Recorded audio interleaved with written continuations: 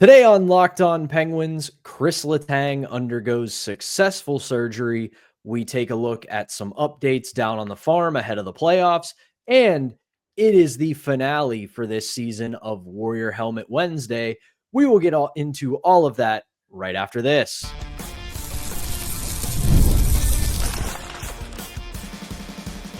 You're Locked On Penguins, your daily podcast on the Pittsburgh Penguins. Part of the Locked On Podcast Network, your team every day. Welcome to another edition of the Locked On Penguins podcast. I'm one of your hosts, Patrick Damp. You can follow me across all social media platforms at synonym for wet. Joined once again, he is back, our co-host, the one and only Hunter Hodes. You can follow him on Twitter at Hunter Hodes. You can give our show's account a follow at LO_Penguins. And of course, as always, we appreciate you making us part of your daily routine. Don't forget that we are free and available wherever you get your podcasts, as well as YouTube and the Roku channel. Plus, if you follow us on YouTube, go ahead and hit that notification button. That way you can be among the first to know when we drop our daily Monday through Friday episodes. Before we jump into it, today's episode is brought to you by FanDuel. Right now, new FanDuel customers can get $250 in bonus bets if their first $5 bet wins. Before we fully get started, just a bit of a programming note for everyone. You may notice this episode today is in your feeds much later than usual. Unfortunately, I am back to a different working schedule. So we'll be back to a schedule we had for quite a while, where on Monday and Tuesday, we'll be up around noon. And then Wednesday, Thursday, Friday, it'll be closer to 3 or 4 o'clock. Unfortunately, this is the work schedule I have. So this is what we got to work with. Given that we're near the end of the season and we're heading into the off season, Hunter and I are kind of workshopping some ideas for a more optimal schedule. When we figure that out, we will obviously let you know. But Hunter, with all that said, welcome back, my friend.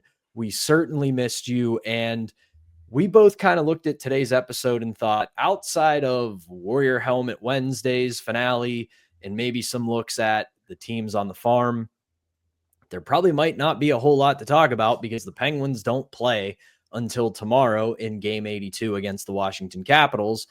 Then we got some news this morning that Kris Letang has undergone successful surgery to repair a hole in his heart. Now, that sounds very harrowing because it absolutely is. Our listeners know, I would imagine. If you don't, Kris Letang in his career has suffered 2 strokes. And both times it was known that part of the reason he suffered those strokes was because of a small hole in the wall of his heart. Now, with the Penguins not qualifying for the playoffs this year, he has finally opted to undergo the surgery to repair the hole in his heart. It has been repaired. His recovery time is 4 to 6 weeks, so this likely will not affect his training camp and next season. But Hunter, little bit of a surprise to hear that this morning. Yeah, we've known that he's had a hole in his heart, Pat, for the last decade plus at this point. And the fact that he did undergo surgery to fix this is obviously very good. He's only out 4 to 6 weeks. And we know, Pat, I've already seen a lot of takes on Twitter and other places could be time for him to retire. He's already been through enough. And I get those takes. I truly do. He has been through the ringer for his career with all the injuries he's had, the multiple strokes that you mentioned. But this is a player that Sidney Crosby said to media today. Letang wants to play until he's 50 or something like that. He wants to keep going until he can't anymore because that's how he's wired. He's always been wired like that ever since coming into the league. But, he's going to miss a meaningless game on Thursday. But what's more important is obviously his short and especially his long-term health. And with this procedure, I can only hope that his long-term health is going to continue to be really good just because, again, he's been through the absolute ringer throughout his career. I did also want to say one thing. Yes, people, I am back. My uncle passed away on Saturday at the age of 64 after a 23-year battle with aplastic anemia, which turned into leukemia these last 3 years. Last thing he said to me on Friday was how much he enjoyed the show. So always listened. He was one of the biggest inspirations of my life. It's been a tough last few days, but I know he would have wanted me to record on Monday and Tuesday. I had a couple other things to deal with the funeral and stuff, but I'm glad to be back. I love doing this show, and I hope he's smiling down. So love you, Uncle Eric. Love you very much. And I have to, as always, give a massive shout out to our community, to our audience, because if you broke the first rule of the internet, which is never read the comments, which I frequently break, looking at our previous 2 episodes, it was nothing but love for you. It was nothing but love from our community. We appreciate you guys so much for riding with us and being part of this fantastic community that is Locked On Penguins. And with that said, little inside baseball again. I was the bad guy for Monday and Tuesday. Hunter was pushing me extremely hard to do the show, and I said, absolutely not. Spend time with your family. I will yammer into this camera and microphone by myself. I will let everybody roast my bad takes. You spend time with your family. Let me handle this. Get back when you get back. So all that said, we appreciate you guys hanging with us through all this. And then now back to the topic at hand. I think this is a perfect encapsulation in a way of who Kris Letang is. Obviously, you had the Crosby comments where he said, I think the guy wants to play until he's 50. Right. This team, you look at the last 2 years, they were pretty much in the race to make the playoffs right down to the end. The Penguins have been pretty much out of it for the last 2 weeks and then officially out of it. And Letang wants to play. Last 2 months, honestly. Yeah. But they were officially eliminated a couple of weeks ago. Right. And at this point, I think somebody, whether it was Letang himself, his loved ones, the medical staff, whomever, said, listen, it's time to go get this fixed. It is time for you to get this done. That way, when you come back next year, you will be 100%. This risk has officially been mitigated. And again, I know that the logical side of my brain looks at this situation and goes, how did you not get this done years ago when it was discovered? But then the competitive side of my brain goes, you know what? These guys are wired differently. This is their trade. This is what they love. This is what they do. And they are going to do it regardless of the risk. So I totally get it. And I'm glad that it's finally fixed. Yeah. And then the last thing I want to end on, it might be a little bit cold. It might be a little bit of a downplaying, however you want to put it. I said it on a show earlier this week. Letang has struggled this year. And I said it could be an injury. It could be something to where maybe he's not 100%. This issue isn't that. I think we unfortunately are starting to see a decline of Kris Letang's game. Maybe he can have a good offseason and a good training camp and come back better, but this is going to be a massive challenge for him to get back to a better level going into next season.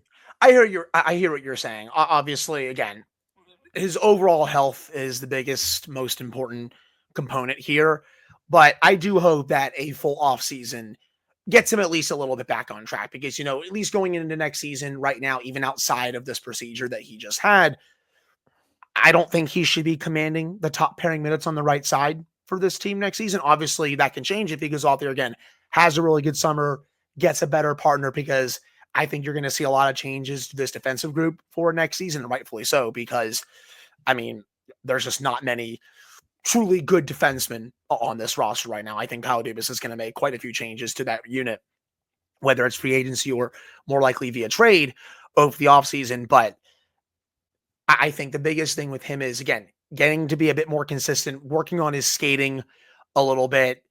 And those are just the main two for me. Obviously, Father Time is undefeated for basically everyone. But I also think putting him out there against some of the not as good competition, I think will help him as well. Because I think right now with what we've seen this year, I don't know if he's good enough to handle top pairing minutes next season. I think if he's on your second pairing, that's a little bit better for me. Third pairing, obviously, with his age. But again, you can't be throwing him out there 25, 30 minutes a night right now. I think that's just the ship has sailed with his age. Agreed. I also think you hit on a very important point there. They're going to have to find a better partner for him going into next season. I think that was also a catalyst for his struggles this year. I think there was a lot of overcompensating, and he's unable to do that anymore. He used to be able to, granted, his best days were with Brian Dumoulin when Brian Dumoulin was in his prime and he was as solid as they come. He also could make up for certain deficiencies just because he was that good of a defenseman and a player, but those days are gone. He has to have a more consistent, more stable partner. He had multiple partners on defense this year, and I think that really was part of his struggles. You couple that with his game declining a little bit, and this is what you get. So I do think there's a world, because he has shown in spurts this year that he is still effective. You find him a better, consistent partner, and I think he can still be a valuable piece of this team, just maybe not as significant of a contributor as he's been in the past. But we will see what happens with all that. We wish him a speedy recovery, a successful recovery. We're happy to see the surgery went off without a hitch, and now this problem has been solved for Kris Letang. But that will do it for our opening segment. When we come back, the Pittsburgh Penguins, they may not be in the playoffs, but the baby Penguins are, and so are the Wheeling Nailers. We'll get into some storylines for both of them when we get into that in our next segment. But first, we've got to tell you about today's first sponsor, and that is Monarch Money. Have you ever checked your bank account and wondered, where did all of my money go? Between dining out, online shopping, entertainment, and everything else in between, it's really easy to lose track, and that is where Monarch Money comes in. It's your personal CFO, giving you full visibility and control over your finances. And Monarch Money, it's not just a budgeting app, it's a complete financial command center. You can track all of your accounts, investments, and spending all in one place, so you stop just managing your money and start building wealth. I'm a big fan of the all-in-one convenience of Monarch Money. Before Monarch Money, whether it was putting my budget app together, my banking account app, my credit card app, all of them, juggling them all, no more of that. It's all there in one place with Monarch Money. So take control of your finances and use code LOCKEDONNHL at monarchmoney.com to get 50% off your first year. That's monarchmoney.com, code LOCKEDONNHL for half off your first year. All right, welcome back to the Wednesday edition of Locked On Penguins. I'm Patrick Damp, once again alongside Hunter Hodes, and big night coming up for the Wilkes-Barre Scranton Penguins. Just a couple hours from puck drop here as we record. They play the Providence Bruins tonight at 7:05, and it is a big fight feel in northeastern Pennsylvania, because right now both the Bruins and the Penguins are tied in the Atlantic Division with 86 points. Huge implications for playoff seeding. And if you've been following Wilkes-Barre a little bit, they have tailed off a little bit over the past couple of weeks. Granted, they are in the Calder Cup playoffs. They have no chance of falling out of it, but now their seeding is a little bit suspect. And this is a team that now is really going to have to focus up, earn it, and really dig in if they want to go on a run. I agree with you. The biggest thing, though, with Wilkes-Barre is that they do have a game in hand on Providence right now. They've played 69 games. Providence has played 70. They're both tied right now. So if Wilkes-Barre wins this one tonight, get it clean points, they should be able to get top 3 in the Atlantic, unless something very strange happens here down the stretch. But they have to take the clean points tonight. Also, Wilkes-Barre is 2 points out of second place right now. If you can get the 2 points, you'll tie Charlotte. But again, Charlotte has to also drop one of their remaining games as well. So there's still a lot that has to happen here. And it looks like as of right now, Wilkes-Barre and Wheeling kind of made some moves over this week, sending Sergei Murashov down to Wheeling. Blomqvist and Larson are the main guys in Wilkes-Barre, and then Taylor Gauthier also came up from Wheeling. I saw a lot of takes about it, and for me, I know I said on the show a couple weeks ago that, yeah, I think it's time for Murashov to get the net in Wilkes-Barre for the playoffs. I think he has shown more than enough in Wheeling. I 100% still agree with that statement that I made a couple weeks ago. I would still, if I were them, start him. But I also get to a degree what the Penguins decision makers are doing here. And their logic is, we want both these netminders, Yoel Blomqvist and Sergei Murashov, to get meaningful games here in the spring, playing playoff games, seeing how they do. I think their thought process with this one was, yeah, we can start Murashov and Wilkes-Barre for the playoffs, but do we want Yoel Blomqvist just sitting there on the bench not learning anything? So they're kind of like, okay, Sergei, we know that you're probably too good for the ECHL. We saw it this year, Pat. He was lighting up that league like a Christmas tree. He is better than the ECHL goalie. But I think they want both those goalies playing games and keeping their development going because they want Blomqvist to get reps. He was out for a while. He didn't have a good second stint in the NHL, and they want him to get the reps. So, again, as much as I still have wanted Murashov to get the net for Wilkes-Barre in the playoffs, I still get the thought process from the Penguins here. Yeah, and that is a bit of an offshoot of the take that I had about it yesterday, where I said the same thing, just differently. Basically, what I said is they want Murashov to be the guy. They want him to take the net. If he were to have remained with the baby Penguins, chances are it would be a lot easier for the coaching staff to pull him after a bad start or two, because you have both Yoel Blomqvist and Philip Larson there, who have very much proven that they can be starting goaltenders in the AHL. You put him in the ECHL as well as send Taylor Gauthier up to the AHL. That is Murashov's net. They are going to have him command that net, hold that net, and he's going to have to either soar and be the best guy or work his way back from a tough start. Yeah, because that is a good place for us to transition here. Kelly Cup playoffs for the Wheeling Nailers kick off tonight in Norfolk as they take on the Admirals. And have you seen that schedule, by the way? 2 games there. The last 5 games are in Wheeling. Who makes that type of schedule? Well, Hunter, I will say this. If I recall correctly, and I just got to make sure I have this here because I do have it pulled up on a different tab. This is kind of how they do seeding in the ECHL because it's very weird. Normally, they do 2-3-2. Right. In your home ice, when you get home ice advantage in 2-3-2, you start the series on the road and then you get 3 home games. Right. But imagine how difficult it is to do arena availability in the NHL.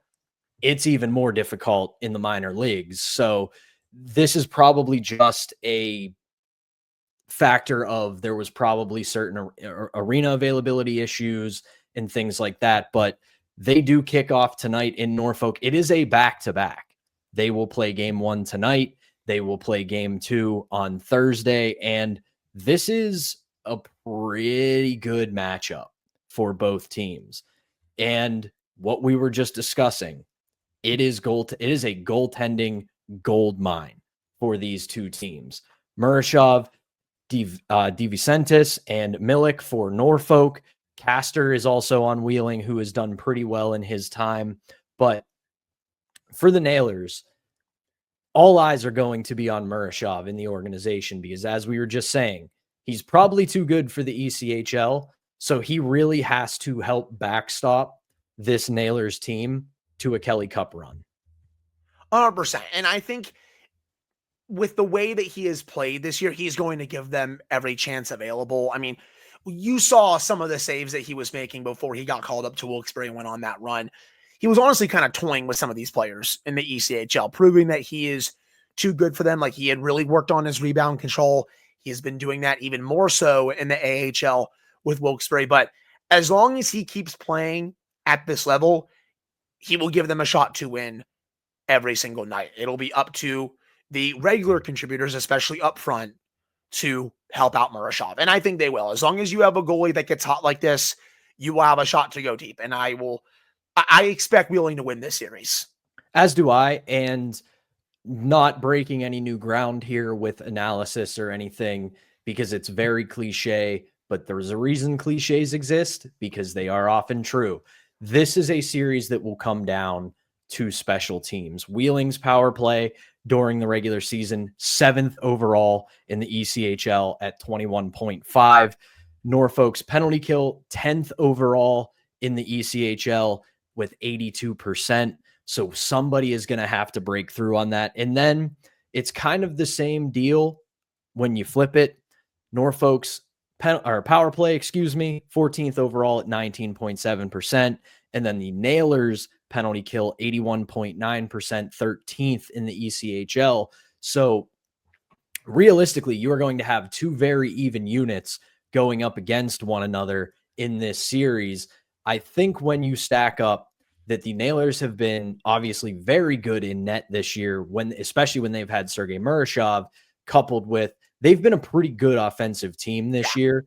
I do think that couple all that together with the Nailers having the biggest home ice advantage we've ever seen, this is a series that really favors the Nailers going into the first round.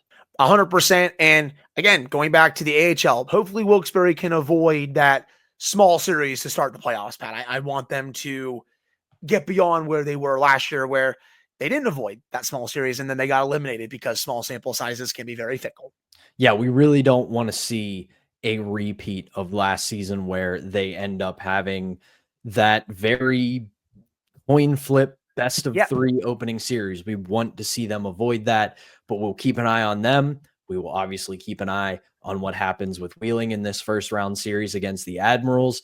With no Stanley Cup playoffs in Pittsburgh, we do got 2 playoffs to track, but that is going to do it for our middle segment. When we come back, the regular season comes to an end tomorrow, and that means Warrior Helmet Wednesday has reached its conclusion. We will talk about all the Warrior helmets from this past year, as well as tell you who got the most Warrior Helmet Wednesday awards for the 24-25 season. We will do that when we come back, so stick with us. We got to tell you about one more sponsor, and that is FanDuel. The NBA playoffs are almost here, and FanDuel is giving new customers an incredible way to get in on the action. Right now, when you join FanDuel and place your first $5 bet, you'll get $250 in bonus bets if your bet wins. From 3-pointers to steals to assists, FanDuel has so many ways to bet your favorite player props. So don't miss out. Head to FanDuel.com and claim your $250 in bonus bets today. We're back here on the Wednesday edition of Locked On Penguins. I'm Patrick Damp alongside Hunter Hodes. And for one last time in the 24-25 season, Hunter, it is Wednesday. That means it's time to give out our MVP of the week. And we're paying homage to the 2016 Stanley Cup winning Penguins, who gave out their in locker room player of the game MVP award as a Warrior helmet. So paying tribute to that team, we give out our weekly MVP as part of Warrior Helmet Wednesday. It's going to be a little bit different today because the season has come to a close. There weren't that many games this week. So let's take a look back at all of our Warrior helmets from this past season. If I had to pick one for the last week, though, I would give it to Evgeny Malkin. I thought he was the best player on the ice against the Devils. He was phenomenal. It was one of the 5 best games he has played this season. Bruins game, no one really played well in that game. But still, when you combine those two, if I had to give one out, Pat, I would give it to Evgeny Malkin, who I believe that would be his, 3rd of the year? That would actually be, so let's jump into it, his 2nd of the year. Malkin only got 2 Warrior Helmet awards this past season. And Hunter, here's what I'm going to ask you as a little bit of a quiz, because I tallied these up and only told you the winners before we hit record. But looking at my list, I'm looking down at the list that I compiled of all of our Warrior helmets from this year. Can you name the players who got Warrior helmets this year that are no longer with the Pittsburgh Penguins. Ooh. I'm going to say Jesse Puljujarvi got one. That is correct. I think Michael Bunting got one. That is correct. Did Marcus Pettersson ever get one? Pettersson did not, but that's a good guess, and you are on the right track of somebody who we had pegged as a good trade deadline candidate. Interesting. Did we give one to Anthony Beauvillier? We did not. So with that, I will let you know who it was, and that was Lars Eller. Yeah, I should have Warrior helmet this year. That is a player who, I have to put it this way about Lars Eller. I know that going into the past 2 seasons, we kind of looked at him as a candidate to be traded just because we knew where this organization was. But I look at him as, man, this guy would have been really nice to have when this team was still contending, because he was a very solid bottom 6 contributor. As our friend Josh Yohe always liked to say, he played a very responsible brand of hockey on a very irresponsible hockey team. He was exactly what this team needed. So with that in mind, Hunter, I know you know the answer, so I'm going to let you tell the audience who got the most Warrior helmets this year and how many did they get? So the most I know for sure is Sidney Crosby. No surprises there. He's been the best player on the Penguins this season. I think you told me the number before we started recording, and now I might be blanking, but did he get in the range of 7 to 9 this year? He got at the very end of that range. Sidney Crosby gets 9 Warrior helmets from this past season. So he is our Warrior helmet MVP of the season. No surprise. He's 1 point away from 90 points. He's had another tremendous year, set more records. What do you expect? And here is my last Warrior Helmet Wednesday trivia question for Hunter. And this is one, dear listeners, that I did not tell him about because I wanted to get his reaction. There was exactly one non-Penguin this season who got a Warrior helmet from this show. The last hint I will give on this before I ask you to guess, Hunter, is I was the one who gave him the Warrior helmet. The non-Penguin. Wow, this one had to have been a while back because I'm blanking on it. This is the last hint you will get. It happened during the Four Nations face-off. Interesting. I can hear our listeners yelling at their phones and yelling at their stereos and at YouTube because they probably know who it is. Would it be like, is it the head coach, Mike Sullivan, that got it? You are on the right track. It was Team USA. I gave it to Jake Gensel. Jake Gensel, yeah. Jake Gensel, the only non-Penguin from this year to get a Warrior helmet. So to give this a nice wrap up here, obviously Sidney Crosby gets 9 for the season for another incredible year. Coming in second with 5 Warrior helmets, a guy we have been a huge fan of this whole season, Brian Rust. Yeah. What a great season he had. What a great Penguin he's been. Tied with 3 are Ricard Raquel and our dearly departed Michael Bunting. And a handful of players got 2 Warrior helmets this year.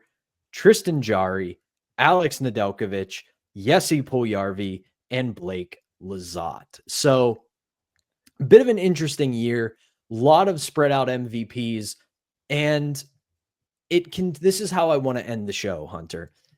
I look at this team and where it is right now. Obviously, we talk about father time. It comes for everybody, but I can still see some pieces on this team that they make a couple savvy moves this summer. Some of these young guys develop the way they want them to develop. And I can see a team that's right back in the mix next year. Not contenders. They're not going for the Stanley Cup. Everybody relax. But a team that stays in the race a lot longer and maybe even sneaks into the playoffs. It's still too early to say to me, Pat. I got to see what the plan is this offseason.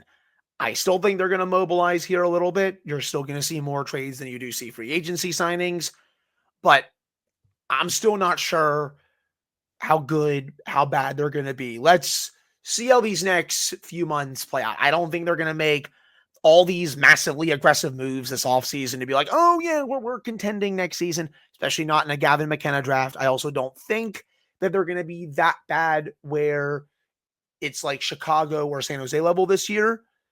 But hey, let's see what happens once we get to the draft, once we get to free agency. There's still a lot of time left here, people, but I don't know if they'll even be at that level where they can maybe get in the playoffs. I want to see the full plan of the offseason, how they're planning to attack it. Yeah, I'm right there with you. I'm the best way for me to wrap it up is this. I can see a route. I can see a path to them getting themselves back into the mix next year, not doing anything crazy, not suddenly deciding, hey, we're going to be contenders once again, but at the very least, being a team that when we get to this time of the year next year, we might be talking about them sneaking in to the Stanley Cup playoffs. That said, wouldn't shock me again if we're in a similar spot. But like you said, a lot of time left, a lot of things to happen, and so many other variables that we simply cannot account for. But that is going to do it for the Wednesday edition of Locked On Penguins. For Hunter Hodes, I'm Patrick Damp. Thank you as always for tuning in. We will be back with a brand new episode on Thursday to get you set for Game 82, as well as give you an update on the Wheeling Nailers and the Baby Penguins. But for now, thank you as always for tuning in. We will be back on Thursday.